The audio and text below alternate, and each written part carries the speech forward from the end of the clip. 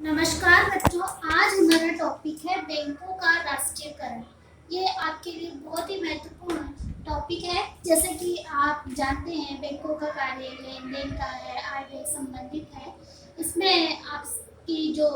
इसमें जो आपका जो पढ़ाया जाएगा उसमें यह है कि बैंकों का राष्ट्रीयकरण क्यों हुआ, क्या कारण थे, क्या घटनाक्रम थे और इससे क्या लाभ है, इससे क्या हानियां हैं, ये आगे हम पढ़ेंगे इसको विस्तार से।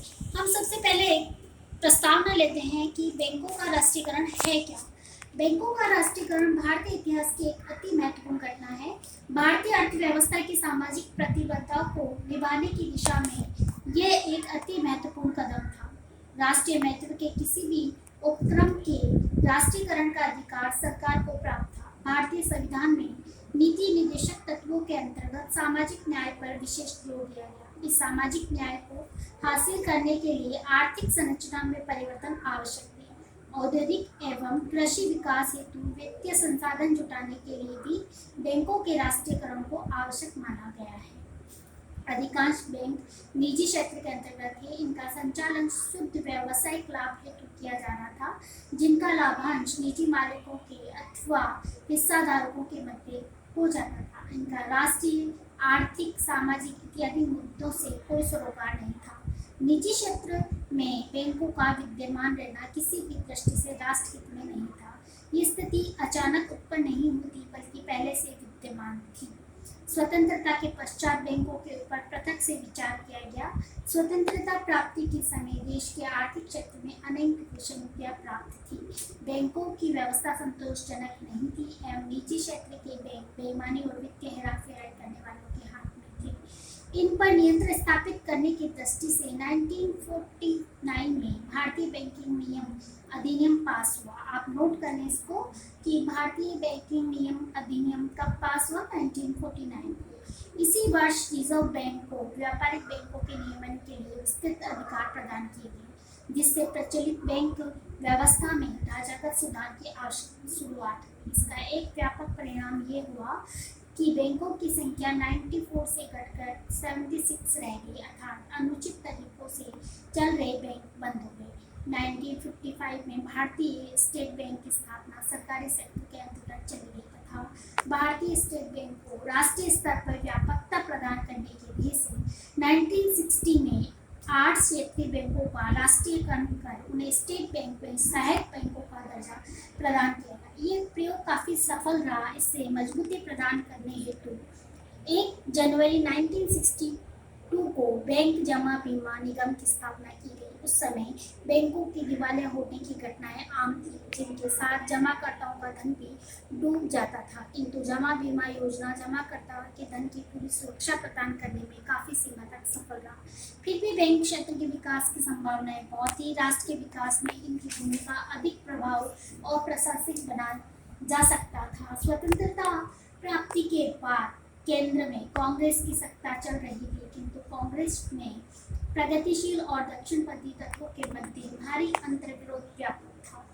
वामपंथी तत्वों की गतिशील नीतियों में बैंक, बीमा कंपनियों और कोयला खानों के राष्ट्रीयकरण का समर्थन किया। 1969 में जब बैंकों का राष्ट्रीयकरण किया गया तो कांग्रेस का विभाजन हो गया।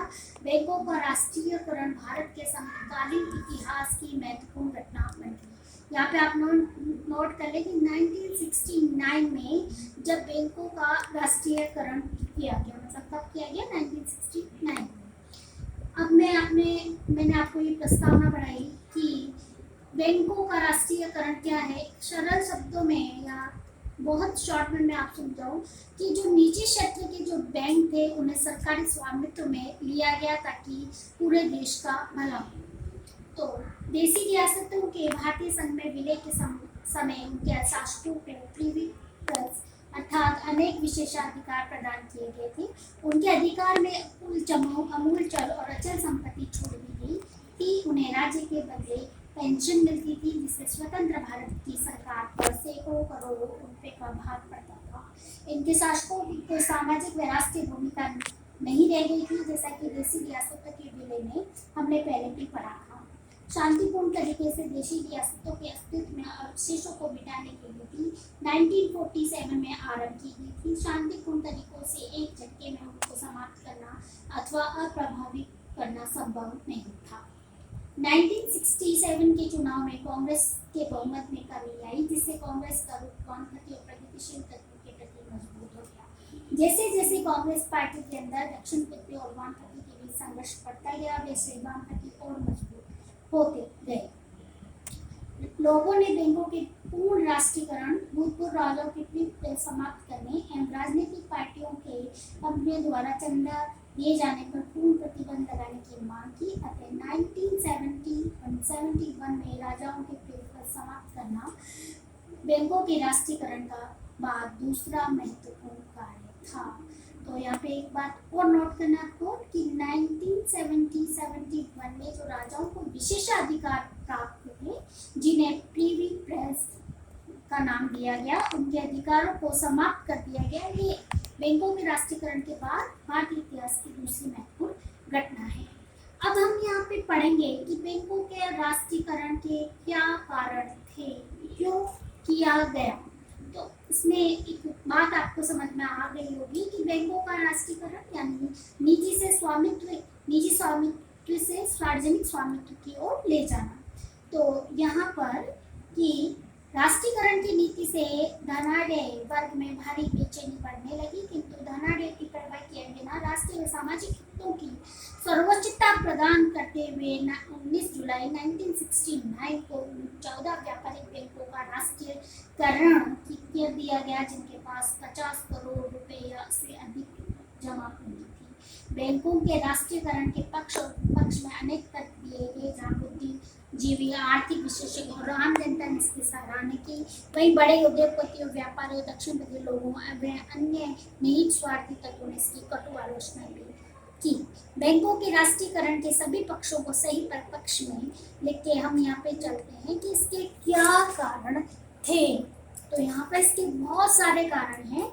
मैं आपको बहुत शॉर्ट में एक सर्किल के माध्यम से ये समझा दूंगी कि बैंकों के राष्ट्रीयकरण के क्या कारण थे। तो पहला जो कारण है वो आपके लिए मैंने एक सर्किल बनाया है कि इसके क्या कारण थे बैंकों के राष्ट्रीयकरण के। जो पहला कारण है वो है निजी बैंक आर्थिक प्रगति में बाधा। तो ये बहुत इजी सा या बहुत आसान सा कारण है कि जहाँ निजी स्वार्थों की पूर्ति होती है वहाँ आर्थिक प्रगति नहीं हो सकती। जहाँ पर निजी व्यापारिक बैंकों की कुल मिलाकर पदक पूंजी 100 करोड़ रुपए की है, जबकि इनके पास लगभग 5000 करोड़ रुपए की जमा राशि थी, जिससे देश के करोड़ों व्यक्तियों ने बचत करके जमा। अब हम कहें कि इन राष्ट्रीय पूंजी है, केवल इसका जो लाभ है वो केवल बड़े लोग उठा रहे हैं, क्यों ना हम इसका राष्ट्रीय हित में इनका राष्ट्रीयकरण किया जाए, इसलिए ये आवश्यक है। दूसरा जो कारण है बैंक मालिकों द्वारा साधनों का दुरुपयोग। बैंक के जो मालिक है, जहाँ लोग पैसा जमा कराते हैं, वह मालिक इसका जो उनकी पूंजी का क्या कर रहे हैं, दुरुपयोग। तो मैंने यहाँ पर निजी बैंक आर्थिक प्रगति एन से इंडिकेट किया, और यहाँ पर जो बैंक मालिकों द्वारा, तो मैंने बी से यहाँ को आपको समझाया है। फिर है साख का दुरुपयोग। निजी बैंकों के जो हिस्साधारक हैं, वह निदेशक हैं, वो प्रबंधक है, वो मनमाने तरीके से बैंक की पूंजी का दुरुपयोग करते थे। बैंक की साख अथवा बैंक से लिए गए ऋणों का दुरुपयोग समाज विरोधी व जन विरोधी था, इसलिए भी इनका राष्ट्रीयकरण आवश्यक था। तो मैंने यहाँ पर साख के लिए एस कर दिया है। फिर है कि संविधान की मूल भावना के विपरीत बैंक व्यवस्था। जो ये संविधान की मूल बैंक जो हमारा थी भावना, वो सामाजिक न्याय है, सामाजिक समानता है, अर्थव्यवस्था सबको समान मिले, तो इसके लिए भी ये इसके विरुद्ध था। तो मैंने यहाँ पर एम लिख दिया। फिर है कि बैंक नीति निर्धारण में स्वामी वर्ग की मनमानी। जो हमने पहले भी पढ़ा और मैंने पहले भी बताया कि निजी व्यापारिक बैंकों में जमा पूंजी का दुरुपयोग होता है, तो इनकी जो दुरुपयोग को रोकने के लिए, इनके मालिकों की मनमानी को रोकने के लिए हमने बैंकों का राष्ट्रीयकरण आवश्यक था। फिर यह था कि कृषि आवश्यकताओं के प्रति उदासीनता। मतलब जो निजी बैंक थे वो किसानों को इतना परिलाभ नहीं दे रहे थे, या जो दे रहे थे वो ज़्यादा ब्याज पे दे रहे थे। तो इस जो ऋण को उन्होंने ब्याज पे अधिक दे दिया, तो इसका राष्ट्रीयकरण जब किसानों को ज़्यादा सुविधा नहीं मिलेगी तो कैसे करेंगे, तो इसको राष्ट्रीयकरण हमारे लिए आवश्यक था। तो इसकी उदासीनता को रुख जो था उसको हमें बदलना था, तो मैंने यहाँ पर एग्रीकल्चर को ऐसे कर दिया। जो नेक्स्ट कारण है वो है आपका लघु व्यापार व उद्योगों के प्रति भेदभाव नीति, पूर्ण नीति। तो मैंने लघु उद्योग को यहाँ पर ऐसे कर दिया है कि जितने भी जो निजी बैंक थे वो लघु उद्योग हमारे यहाँ पे थे, जो छोटे व्यापारी थे उनकी वित्तीय आवश्यकताओं की जो पूर्ति थी उसको वो पूरा नहीं कर रहे थे, इसलिए भी हमें बैंकों का राष्ट्रीयकरण आवश्यक था। फिर हमारे यहाँ जो नेक्स्ट कारण है वो ग्रामीण व अर्ध शहरी क्षेत्रों की उपेक्षा। यहाँ पर मैंने इसको ग्रामीण व अर्ध शहरी, तो मैंने वी और सी से कर दिया इसको कि विलेज और सी, ठीक है। तो यहाँ पर इसमें यह है कि निजी बैंकों ने ग्रामीण क्षेत्रों कस्बों में शाखाएं खोलने की ओर कोई ध्यान नहीं दिया गया, वह उनकी रुचि बड़े नगरों में शाखाएं खोलने में रही, इसलिए इनको जो सुविधा नहीं मिल रही थी, तो इसलिए भी बैंकों का राष्ट्रीयकरण आवश्यक था। फिर है कि पंचवर्षीय योजनाओं में निर्धारित प्राथमिकताओं के प्रति उदासीनता। हमारी जो पंचवर्षीय योजना, वित्तीय योजना जो चली आ रही है उनमें ये था कि जो निजी बैंकों ने पंचवर्षीय योजना के उद्देश्य और लक्ष्यों की परवाह किए बिना अपनी गतिविधियों को जारी रखा। उन उद्योगों को बैंकों ने भारी मात्रा में वित्तीय उपलब्ध कराया जिनका देश की पंचवर्षीय योजना में कोई अथवा विशेष स्थान नहीं था। फिर है कि वित्तीय संसाधनों को संगठित करने में असफलता। जो ये वित्तीय है इसको मैंने इकोनॉमिक्स से करा है कि स्वतंत्रता के पश्चात बैंकों का प्रमुख कार्य जनता से बचत के रूप में वित्तीय संसाधन जुटाना आवश्यक था। इनके माध्यम से लोगों में बचत की आदत विकसित किया जाना अपेक्षित था, किंतु दूरस्थ ग्रामीण छोटे शहरों कस्बों इत्यादि दूरस्थ स्थानों पर बैंक सुविधा नहीं होने के कारण वित्तीय संसाधन जुटाने में निजी बैंक असफल है, इसलिए भी राष्ट्रीयकरण आवश्यक था। फिर है वामपंथी दलों की मांग। तो इसको किया है कि साम्यवादी व समाजवादी दल व कांग्रेस के अंदर वामपंथी व प्रगतिशील तत्व एकाधिकारी पूंजीवादी के कट्टर विरोधी थे, वह प्रारंभ से ही बैंकों के राष्ट्रीयकरण की मांग कर रहे थे। एक प्रमुख कारण यहाँ पे जो मैंने आई है उसको सर्किल में लिखा है वो है इंदिरा गांधी की प्रगतिशील व आर्थिक नीति। इंदिरा गांधी को जवाहरलाल नेहरू की राजनीतिक विरासत प्राप्त हुई थी। नेहरू स्वयं समाजवादी विचारधारा के समर्थक थे एवं 1948 की औद्योगिक व आर्थिक नीतियों में स्पष्ट रूप से घोषित किया गया था कि राष्ट्रीय व सामाजिक महत्व के किसी भी उपक्रम का राष्ट्रीयकरण किया जा सकता है।